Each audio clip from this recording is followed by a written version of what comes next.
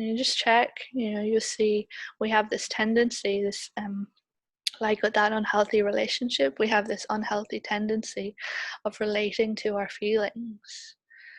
And like I said, we identify with them. This is who I am. I'm an anxious person. I'm a fearful person. When we have this experience again and again, this is how we come to think. How we come to identify, even expressing to others. This is this type of person I am, anxious person.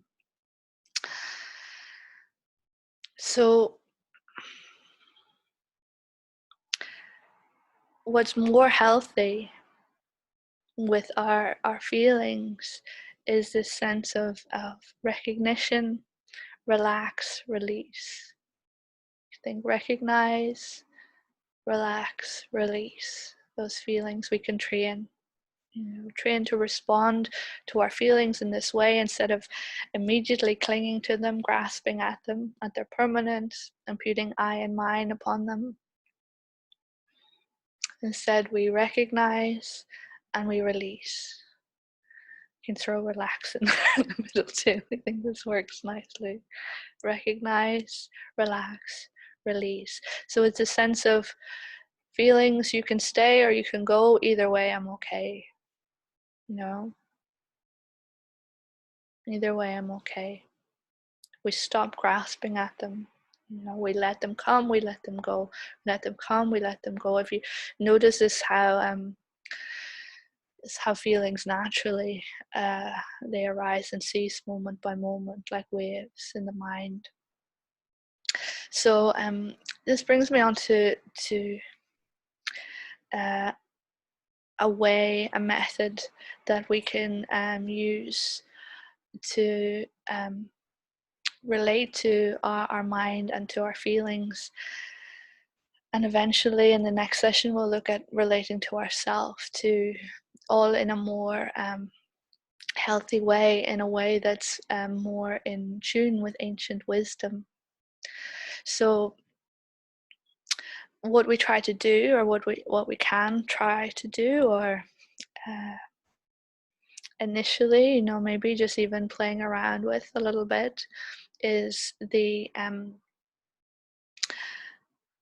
adopting a whole new kind of paradigm, a whole new model, a whole new way of thinking about our mind and our feelings. So when we adopt a new paradigm, it's like we completely change the very underlying assumptions of our thinking. Like for example, in the Copernican revolution back in the 15th century. Before then, they thought the Earth was at the center of the universe. It was like static at the center, and everything moved around the Earth. And then we had this revolution of thought. The whole paradigm shifted, all the assumptions shifted and changed. And then they begin to teach that there's a solar system which has the sun at the center and everything else, including our Earth, including the Earth moving around the sun. So it's like a huge paradigm shift, a huge shift in the way of thinking, about our world. So we can bring about it's kind of a similar shift in many ways in our thinking about our mind and our feelings, and our thoughts and feelings. So our modern Western paradigm is to think that our mind is in our head.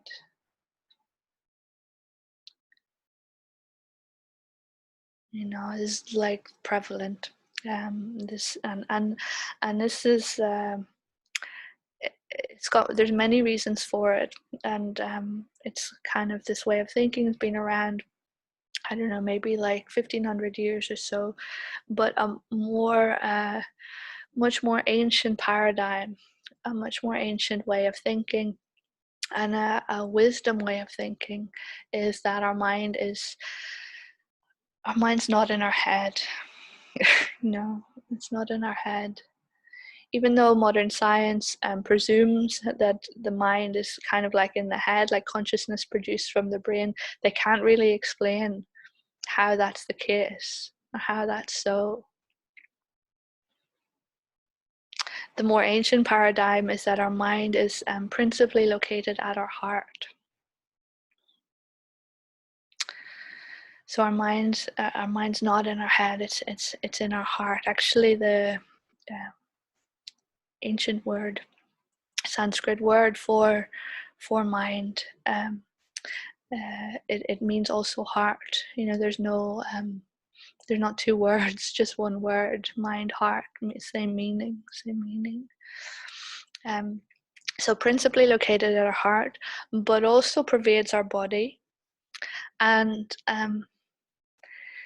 even more kind of mind-blowing is that it pervades everywhere. Our mind principally located at our heart. Maybe you could try to get a feeling for this. Like how we meditated earlier, when you go into your heart, there's this sense of a vast space. So this is actually our mind. We're tuning into an experience of our mind. So principally located at our heart is like our access point, where we go to access that experience, but pervading our whole body, including our head and our brain, but all the rest of our body too. And as I said, pervading not just our body, but everywhere. Our mind pervades, everywhere. It's a vast space. So you can see this very different from our usual Western modern way of thinking, but it has profound implications for how we think about everything and how we experience everything, and for our mental health, in fact. So because this is something quite profound, we don't really understand it. We use analogies to help us to understand it. So we use the analogies of the ocean and the waves. So our mind being the vast spaciousness of an ocean, like a boundless ocean, and big as you can imagine, bigger bigger than you can imagine. And every thought, every feeling you're having is like a wave. So arising out of that ocean, subsiding back into that ocean. Arising out of that ocean, subsiding back into that ocean. So always part of the ocean, always part of this vast spaciousness, and seemingly separate and independent for a time, but this just like seemingly, in fact, it's just always a part of this spaciousness, of your heart mind. Or we can use the analogy of the sky. So our mind's this vast, boundless, incredibly clear, bright sky. And every thought, every feeling that appears like a cloud emerging out of the sky. Next time you get the chance to watch the sky, just try to watch the clouds for long enough till you see them emerge, just appearing out of the sky, and then watch them dissolve back in to that space of the sky. So our mind is the sky, vast, unobstructed, clear. Every thought, every feeling you see that appears is emerging out of the space of your mind, and as it ceases, it dissolves back into the space of your mind. So maybe it sounds like simplistic to you, but it's these analogies and meditating on them are ways of understanding this truth, which is very, very profound, and a way of understanding the nature of our thoughts and feelings, in that they're impermanent. We need to kind of know this deeply and experientially, like the cloud appearing and dissolving,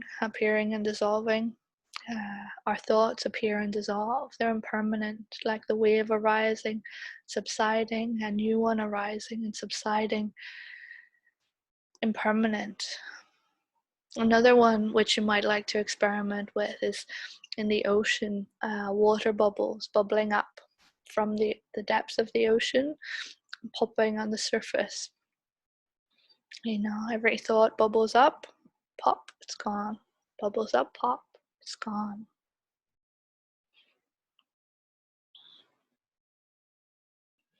So each is impermanent. The continuum of our mind is without beginning and without end. The continuum of our mind far greater than we usually acknowledge.